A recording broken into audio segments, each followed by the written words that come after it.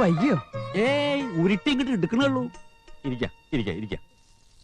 മുഹൂർത്തം തെളിയണ നേരത്ത് തന്നെ പെങ്ങൾക്ക് ഇത്തിരി സ്വർണ്ണമായിട്ടാണ് ഏട്ടന്റെ വരവ്. ഇതിനപ്പുറം ഒരു മഹാഭാഗ്യം സഹദേവന് എന്താ വേണ്ടത്? മേസ്ത്രി പറ. ഒന്നും പറയാനില്ല. എന്റെ മോന സഹദേവൻ. ആരും അറിയാതെ അവൻ സ്നേഹിച്ച ദേവകന്യകയാ മാഷിന്റെ മോള് രാധ. മകൻ സ്നേഹിച്ച കന്യകയെ മകന് വിവാഹം കഴിച്ചു കൊടുക്കുന്നതാ പിതാവിന്റെ ധർമ്മം. അതെ, ആ ധർമ്മം ഞാൻ ചെയ്യുന്നു. അതിനിങ്ങനെ സ്വർണത്തിന്റെയും വെള്ളിയുടെയും കണക്ക് പറയേണ്ട യാതൊരു ആവശ്യമില്ല. കവടി ഉരുട്ടണേ ഉള്ളൂ മുതലാളി. ഇതുവരെ ഉറച്ചിട്ടില്ല. അധികാരി അയ്യപ്പ പണിക്കര്, തുന്നക്കാരൻ നാരായണൻകുട്ടി, പോസ്റ്റ്മാൻ മൈതൂട്ടി, കറവക്കാരൻ നാരായണൻ, അമ്പലക്കമ്മിറ്റി പ്രസിഡന്റ് സദാശിവ മേനോൻ, ശാന്തിക്കാരൻ അച്ചൂട്ടി.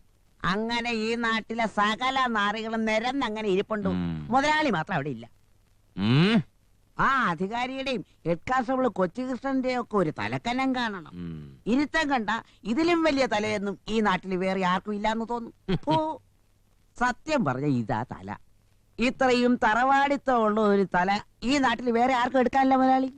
മുതലാളി പോവാഞ്ഞതും നന്നായി, അവര് മുതലാളിയെ വിളിക്കാഞ്ഞതും നന്നായി.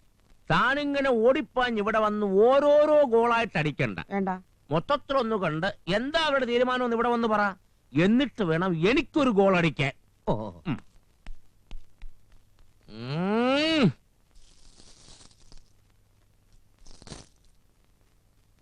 ഈ വരുന്ന 23-ാം തീയതി രാവിലെ തനിരാശി കഴിയുമ്പോൾ ഒരു മുഹൂർത്തമുണ്ട്. പിന്നെ 7-ന് ചിങ്ങരാശിയിൽ ശുക്രോദയത്തിന് മുമ്പ് ഒരു മുഹൂർത്തമുണ്ട്. ഇക്കൊല്ലം കിട്ടാവുന്നതിൽ ഏറ്റവും നല്ല മുഹൂർത്തമായിരിക്കണം അല്ലേ അച്ഛാ?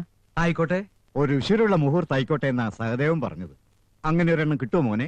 പിന്നെന്താ, സഹദേവന് ഉശിരുണ്ടെങ്കിൽ ഉശിരുള്ള മുഹൂർത്തം തന്നെ നമ്മൾ പിടിക്കണം. അങ്ങനെയാണെങ്കിൽ ഈ തുലാം 16-ന് ചന്ദ്രനും വ്യാഴവും ഏറ്റവും ഉശിരോട് ഒരേ രാശിയിൽ വരുന്നുണ്ട്.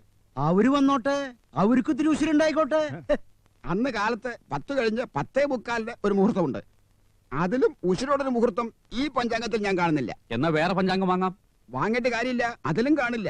തുലാം 16 എന്ന് പറയുന്നത് അത്ര ദൂരത്തൊന്നുമല്ല, അത് പെട്ടെന്ന് എത്തും. എപ്പോ വേണമെങ്കിലും എത്തിക്കോട്ടെ.